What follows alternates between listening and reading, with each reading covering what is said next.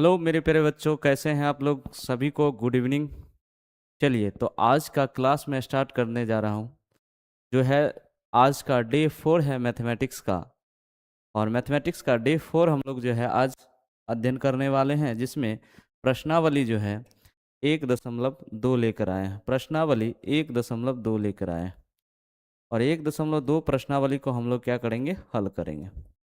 1.2 प्रश्नावली का हल करें, जो क्या है, क्लास 10th का जो है वास्तविक संख्या का जो है प्रश्नावली 1.2 को आज हम लोग हल करने वाले हैं। ठीक है, तो चलिए क्लास का स्टार्ट करते हैं। चलिए, क्लास आपका ये रहा। आज का मोटिवेशन ये है कि कहा गया है कि बुरा वक्त एक ऐसी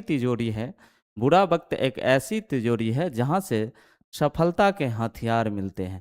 यानी कि बुरा वक्त क्या है? एक ऐसी तिजोरी माना जाता है जहां से हमें सफलता के क्या मिलते हैं? एक अच्छे हथियार मिलते हैं। ठीक है, तो इन्हीं सुविचार के साथ क्लास को आगे बढ़ाते हैं। ठीक है, चलिए, तो आज हम पढ़ने वाले हैं, आज हम अध्ययन करने वाले हैं। क्या करने वाले हैं अध्ययन? तो हम लोग करने वाले हैं अध्ययन प्रश्नावली 1.2। प्रश्नावली 1.2 जो है, क्वेश्चन पहला क्या कर रहा है आप लोगों के? निम्नलिखित संख्याओं को अभाज्य गुणनखंडों की गुणनफल के रूप में व्यक्त कीजिए।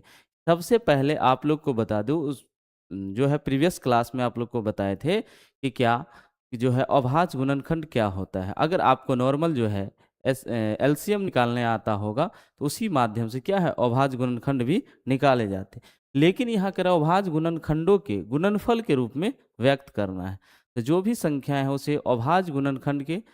चलिए, हम पहला क्वेश्चन का सॉल्यूशन करते हैं। पहला क्या है? 140 है। इसे हम इस तरह से पहले तोड़ लेते हैं। क्या 2 से लगाएंगे तो क्या होगा जी? 70 होगा। फिर से 2 से लगाएंगे तो क्या होगा? 35 होगा। ठीक है, अब कितना से लगेगा? 5 से लगेगा। 5 सत्ते 35। ठीक है, 7 1 लिख सकते हैं। अर्थात हम लोग लिख सकते हैं 140 बराबर कितना जी? 2 गुना 5 गुना 7 ना। इसी को अगर पावर में आप लिखें तो दो दो बार आया है, तो इसलिए 2 के पावर 2 गुना 5 के पावर 1 गुना 5 के पावर 7, सॉरी 7 के पावर 1। ये आपका पहला क्वेश्चन का सॉल्यूशन हो गया। ये आपका पहला क्वेश्चन का सॉल्यूशन हो गया। कितना? 140 जो था उसको हम लोग बना लिया। ठीक है, चले नेक्स्ट क्वेश्चन हम लोग देखते हैं। अगला क्वेश्चन क्या है? 156 है। 156 को पुनः हम इसी तरह तोड़ेंगे तो क्या हो जाएगा जी? 2 से ना, ये हो जाएगा 78 हो जाएगा जी। 78 है तो क्या है, 2 से करेंगे तो क्या होगा? 39 हो गया। फिर 2 से करें, 3 से लगेगा जी, 13 तिया 39, 13 हो गया। अर्थात ये हो जाएगा 156 बराबर क्या हो जाएगा जी? 2 के पावर 2 गुना 3 गुना 13। लिखित युग्मों में एचसीएफ और एलसीएम ज्ञात कीजिए। इसकी जांच कीजिए कि दो संख्याओं का गुणनफल एचसीएफ और एलसीएम है। एचसीएफ और क्या है? एलसीएम है। एचसीएफ और क्या है? एलसीएम है। तो जब इसकी जो है, जब दो संख्याओं का गुणनकर करने हैं तो उसमें सबसे पहले एचसीएफ और एलसीएम निकाल लेना है और उसके बाद हम लोग को जांच करना है कि दोनों का गुणनफल उतना आ रहा है कि नहीं आ रहा है। ठीक है, तो के इसमें जो है कि उसका जो है अभाज्य गुणनखंड से क्या करना है? निकाल लेना है। 2 गुना 13 हो जाएगा। 91 कीजिएगा ना, 7 गुना 13, 13 सत्ते 91 है। इसमें एचसीएफ कितना हो गया? एचसीएफ आपका कितना हो गया? 13 हो गया। एलसीएम कितना हो जाएगा? 13 गुना 7 गुना 2 हो जाएगा। 13 गुना 7 गुना 2 आपका हो जाएगा। ठीक है, 13 गुना 7 गुना 2 हो जाएगा। तो जब इसका गुना कीजिएगा, एलसीएम जो आपका जो हो जाएगा कितना? 182 हो जाएगा। कितना हो जाएगा? 182 होगा। ठीक है, और जब इन दोनों को गुना करिएगा, एलसीएम और एचसीएफ का गुना करिएगा, ठीक है, तो पहला क्वेश्चन के लिए कितना होगा? 182 हो गया एलसीएम और एचसीएफ हुआ 13 ना। और दो संख्या कितना था? 26 गुना 91। जब ये दोनों गुना करिएगा तो आपको 2366 आएगा। दोनों तरफ कितना आ जाएगा जी? 2366 आ जाएगा। ठीक है, 2366 ये आ जाएगा। तो ये था आपका क्वेश्चन नंबर फर्स्ट का आंसर। ठीक है, इसी तरह हम लोग क्या करेंगे? इसी तरह जो है दूसरा को अभाज्य गुणन करने पर क्या करना है? दूसरा क्वेश्चन को भी आप 510 जो है 510 को भी 510 का भी निकाल लेना है अभाज्य गुणनखंड से, और 92 का भी निकाल लेना है। ठीक है, दोनों का जब निकाल लेना है अभाज्य गुणनखंड से जब हम निकालेंगे तो 510 का आपका हो जाएगा 2 गुना 3 गुना 5 गुना 17 हो जाएगा। ठीक है, और उसके बाद जो हो जाएगा 92 का हो जाएगा, क्या आपका हो जाएगा 2 गुना 23 हो जाएगा। ठीक है, चलिए तो ये हो जाएगा। तो इसमें एचसीएफ निकाल लीजिए। एचसीएफ क्या होगा, ये दोनों का मिल जाएगा तो एचसीएफ हो जाएगा।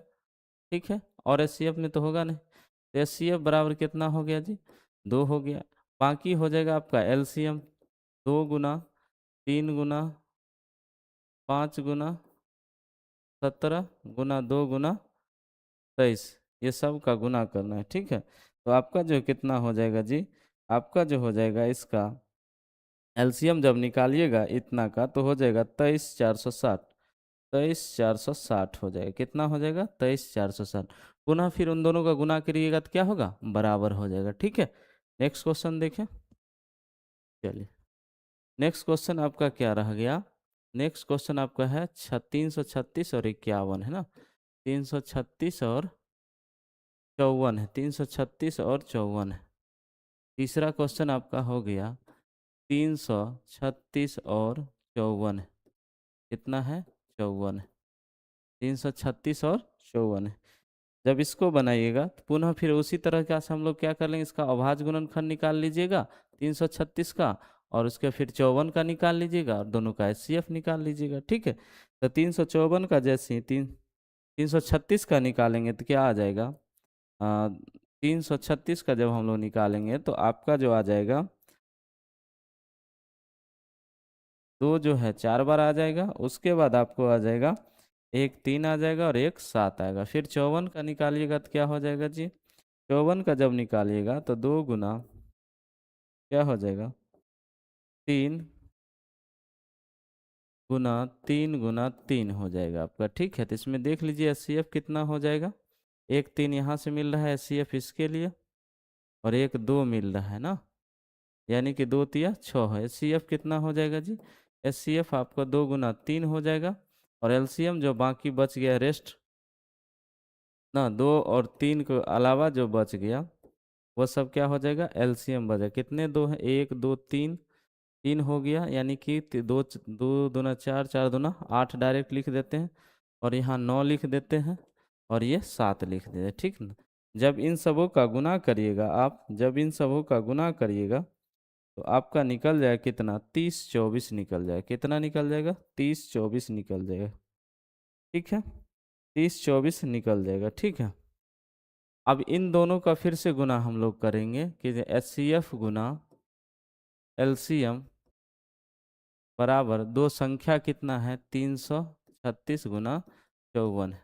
तो इन सबों का जब आप गुना करिएगा, इन सबों का जब गुना करिएगा तो 18,144 आ जाएगा। ठीक है ना, तो एचसीएफ कितना आ गया जी, 6 आ गया, 6 गुना 300, तो और इसका गुना करता 18,144, यानी कि 18,144 बराबर 18,144, ये आपका जो है हो गया। ठीक है ना, ये तीसरा क्वेश्चन आप लोग देख लिए।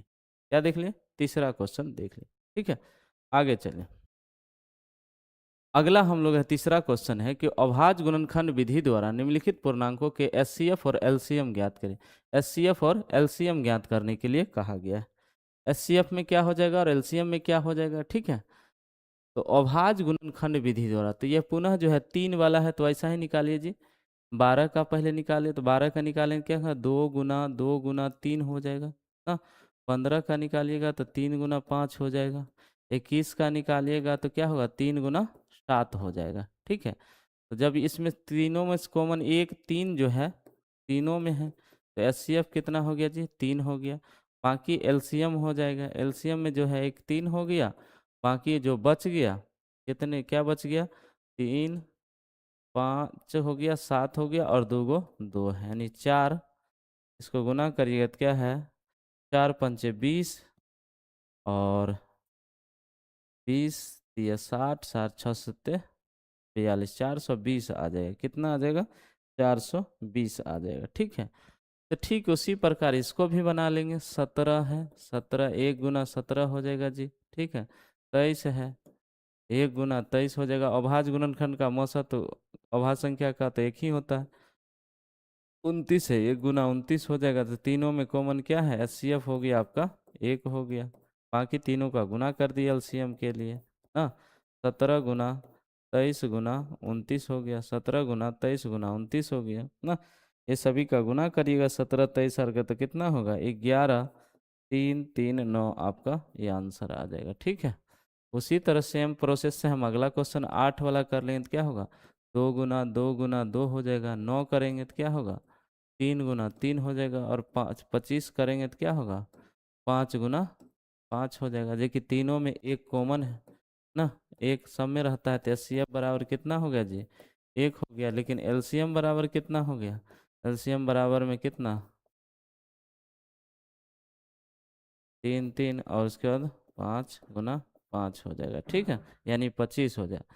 सारा का गुना करेंगे, जितने भी है संख्या का गुना करेंगे तो कितना हो जाएगा जी, 8 है, 9 है, 25 है, कितना 1800 आ जाएगा आपका। कितना आ जाएगा, 1800। ये इस तरह से आप क्या करेंगे, क्वेश्चन नंबर 3 को भी हल कर सकते हैं। क्या कर सकते हैं, क्वेश्चन नंबर 3 को भी हल कर सकते हैं। ठीक, अगला क्वेश्चन हम लोग देखते हैं। अगला क्वेश्चन है कि एस सी एफ 306 657 बराबर 9 दे दिया अगर एलसीएम कितना है इसको ज्ञात करना है। तो आपको एक सूत्र बता दिया गया था कि एस सी एफ गुना एलसीएम बराबर क्या होती है, पहली संख्या गुना दूसरी संख्या होता है। पहली संख्या गुना दूसरी संख्या होता है, दूसरी संख्या होता है। ठीक है, पहली संख्या गुना दूसरी संख्या होता है। तो एचसीएफ दे दिया गया है, कितना है, 9 दे दिया गया है ना। एलसीएम निकालना है, एलसीएम बराबर एक्स मान लेते हैं। पहली संख्या कितना है, 306 है, गुना दूसरी संख्या कितना है, 657 है। ठीक है, तो एक्स बराबर क्या हो जाए, एलसीएम बराबर क्या हो जाएगा जी, 306 गुना 657 बट्टा में कितना हो गया, 9 हो जाएगा। कितना हो जाएगा, 9 हो जाएगा। ठीक है, चलिए 9 हो जाएगा, काटेंगे तो कट भी जाएगा। या तो पूरा का गुना करके क्या कर देना है, भाग कर देना है ना। पूरा का गुना करेंगे तो भाग देंगे, पूरा का गुना आप करिएगा तो 20 10 42 आ जाएगा, उसमें 9 से भाग दीजिए। जब इतना गुना करिएगा तो क्या हो जाएगा, 22 33 8 हो जाएगा। क्या हो जाएगा, 22 33 8, यही आपका इस क्वेश्चन का क्या हो जाएगा, आंसर हो जाएगा। ठीक है, 22 33 8 इस क्वेश्चन का आंसर हो जाएगा। नेक्स्ट चलें, क्वेश्चन नंबर 5। क्वेश्चन नंबर 5 है कि कह रहा है कि जांच कीजिए, इस तरह क्वेश्चन हम बता चुके हैं पिछले क्लासों में, कि जांच कीजिए कि n के लिए संख्या 6 के पावर n अंक 0 पर समाप्त हो सकती है। कहाँ पर समाप्त हो सकती है, 0 पर समाप्त हो सकती है। और मेरे प्यारे बच्चों, 0 पर समाप्त होने के लिए हमने बोले थे, 0 पर समाप्त होने के लिए क्या है, उसके अभाज्य गुणनखंड में 2 और 5 दोनों आनी चाहिए, 2 और 5 दोनों आनी चाहिए। अगर कोई एक है तो वह 0 पर समाप्त कतई भी नहीं होगा, कतई भी वह समाप्त नहीं होगा। तो हम लोग क्या जानेंगे, लिखना पड़ेगा, यदि संख्या, हल लिख लीजिएगा प्यारा सा हल ना। उसके बाद लिखेगा यदि संख्या यदि संख्या 6 के पावर n 0 पर समाप्त होगी, 0 पर समाप्त होगी, समाप्त होगी, तो तो वह 5 से विभाज्य होगी, वह 5 से क्या होगी, विभाज्य होगी ना। 5 से विभाज्य होगी, 5 से अगर पूरा पूरा कटेगा तो, अर्थात हम लोग क्या करें, 6 के पावर n अंक में क्या होगा कि अभाज्य गुणनखंड में 6 के पावर n के अभाज्य गुणनखंड में, अभाज्य गुणनखंड में 5 आनी चाहिए, 5 आनी चाहिए, 5 आनी चाहिए। अर्थात देख लेते हैं, अर्थात ऐसे करेंगे, 6 के पावर यानी 2 गुना 3 उसके पावर n अर्थात 6 के पावर n हो गया ना। तो क्या यह संभव है? तो लिखना है संभव यह संभव नहीं है। यह संभव नहीं है। संभव है यहाँ पे? नहीं है। अगर दोनों रहता तो यह चलता ना। अतः लिख सकते हैं अतः 6 के पावर n अंक 0 पर समाप्त नहीं होगी। नहीं होगी ना। इस तरह से आपको समझ में आ गया है कि क्या क्या आनी चाहिए, 2 और 5 आनी चाहिए। लेकिन इसमें केवल क्या है, 2 और 3 है ना, 5 नहीं है। इसलिए क्या है, 6 के पावर n अंक 0 पर समाप्त नहीं होंगे। ठीक है, आइए नेक्स्ट क्वेश्चन देखते हैं। क्वेश्चन नंबर 6 देख लेते हैं। क्वेश्चन नंबर 6 आपका ये रहा कि 7, 11, 13 ना, और करा 7 गुना 6 गुना 5 गुना 4 गुना 3 गुना 2 गुना 1 प्लस 5। ये भाज्य संख्याएं क्यों हैं? आपको मैं बता दूं कि भाज्य संख्या होने का क्या रीजन है। देखिए, भाज्य और अभाज्य में थोड़ा सा हम बता देते हैं। भाज्य में क्या होता है, भाज्य में जो है अभाज्य गुणनखंड होते हैं वो 2 से अधिक होते हैं। कितने से? 2 से अधिक होते हैं। उसका गुणनखंड जो होता है 2 से अधिक होता है। क्या अधिक होता है? 2 से अधिक। तो गुणनखंड जो होता है 2 से अधिक होता है। लेकिन अभाज्य में क्या होता है, अभाज्य संख्या में केवल केवल 2 गुणनखंड होते हैं। कितने होते हैं? 2 गुणनखंड होते हैं। 2 गुणनखंड होते हैं ना। लेकिन भाज्य संख्या में क्या होता है, 2 से अधिक गुणनखंड होते हैं। तो आइए एक प्यारा सा हल कर लेते हैं। अगर ये समझ में आ गया होगा तो हम लोग हल करना शुरू करते हैं। ठीक है, हल करना शुरू करते हैं। ठीक है, तो जो इसमें जो होगा 7 गुना 11 गुना 13 और प्लस में 13 है। ठीक है, तो इसमें से हम लोग देख लेते हैं इस क्वेश्चन को। तो देखिए, इसमें 13, एक इसमें से कॉमन, इसमें भी 13 है, इसमें 13 क्या कर लिए हम लोग, कॉमन ले लें। तो इसमें क्या बचा, 7 बचा गुना ना, 7 गुना 11 ना, अब प्लस में क्या बचा, 1 बचा। ठीक है, तो इसको जब हम लोग गुना करेंगे तो क्या होगा, 13 गुना, इसमें क्या है 77 और प्लस 1 कितना होगा, 78 हो जाएगा ना। तो 13 गुना 78 गुना 1 लिख सकते हैं, एक सब में होती है गुणनखंड। ठीक है, तो इसमें हम लोग देख रहे हैं कि क्या है, कि बोले थे कि भाज्य में क्या है, गुणनखंड क्या होता है, 2 से अधिक होते हैं। क्या होते हैं, 2 से अधिक होते हैं। और अभाज्य में क्या होता है, केवल 2 ही गुणनखंड होते हैं। जैसे हम लिखे अभाज्य संख्या जो है सबसे छोटा हो सकेगा 2 है। इसको जब हम तोड़ेंगे तो क्या होगा, 2 से लगाएंगे तो 1 है, यानी 2 गुना 1 लिख सकते हैं, तो 2 ही होगा। लेकिन इसमें कितने हैं, 2 से अधिक है, 3 है। तो जब ये हम बोले थे, क्योंकि तो यहाँ लिख देना है अतः अतः इसमें गुणनखंड गुणनखंड 2 से 2 से अधिक है, 2 से अधिक है, इसलिए 2 से अधिक है, इसलिए क्या होंगे जी, 2 से अधिक है, इसलिए भाज्य संख्या होगी। भाज्य संख्या होगी। भाज्य संख्या होगी। ठीक है, भाज्य संख्या होगी। अब ठीक उसी प्रकार अगला क्या है जी, 7 है गुना 6 है गुना 5 है गुना 4 है गुना 3 है गुना 2 है गुना 1 है और प्लस में 5 है। फिर इसमें से भी कॉमन क्या हो जाएगा जी, 5 कॉमन हो गया। बाकी 7 गुना 6 गुना 4 गुना 3 गुना 2 गुना 1 और प्लस में फिर 1 हो जाएगा। ठीक है ना, इस सबों का जो है हम लोग क्या कर लेंगे, प्यारा सा गुना कर लेंगे। क्या कर लेंगे, गुना कर लेंगे। ठीक है, और जब गुणनखंड जब 1 से अधिक पुनः फिर हो जाएंगे जी। ठीक है ना, 2 तिया 6 6 36 हो जाएगा। 36 और 28 को हम लोग क्या कर लेंगे, गुना कर लेंगे। ठीक है, 36 और 28 का गुना कर लेते हैं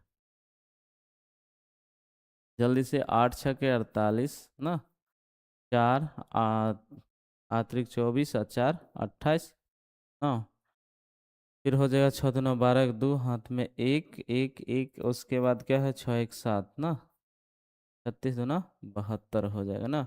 ये 8 है, 8 2 10 0, हाथ में 1 हो जाएगा, 7 2 1 10 हो जाएगा, ठीक है ना।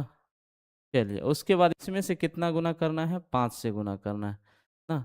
तो 5 से गुना करेंगे तो क्या होगा, 8 पंचे 40, 10 पच्चे 50 ना।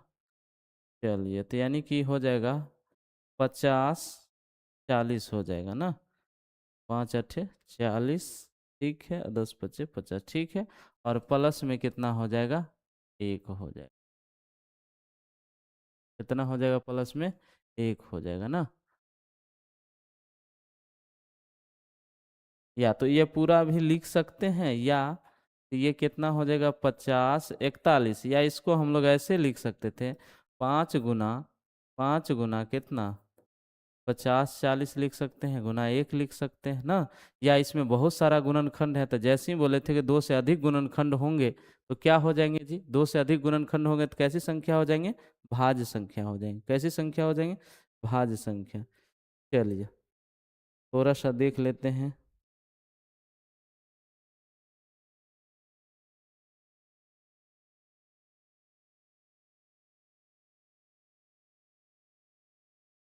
ठीक है आशीष, ठीक है, आगे क्वेश्चन हम लोग देख लेते हैं। तो ये देखते हैं, तो यहाँ फिर भी हम लिख, इसमें क्या है कि लिखना है, कहता है इसमें दो से, अतः इसमें अतः इसमें दो से दो से अधिक गुणनखंड है, 2 से अधिक गुणनखंड है, गुणनखंड है। इसलिए इसलिए यह भाज्य संख्या है, भाज्य संख्या है। इसलिए यह कौन सी संख्या है, भाज्य संख्या है, ठीक है। चलिए इस तरह से ये क्वेश्चन नंबर 6 भी क्या है, हम लोग देख लिए कि किस तरह से बनेगा, ठीक है। चलिए नेक्स्ट क्वेश्चन देखते हैं, और इस चैप्टर का अंतिम क्वेश्चन होगा, इस चैप्टर का क्या होगा, अंतिम क्वेश्चन होगा, ठीक है। चलिए देख लेते हैं, इस चैप्टर का अंतिम क्वेश्चन हम लोग देखते हैं। सबसे पहले क्या कर रहा है, किसी खेल के मैदान के चारों ओर वृत्ताकार पथ है, यानी कि क्या है, वो जो पथ है वृत्ताकार है, पथ क्या है, वृत्त के आकार का है, ठीक है। चलिए थोड़ा सा हम इसको इरेज कर लेते हैं। वो पथ क्या है जी, वृत्ताकार है। चलिए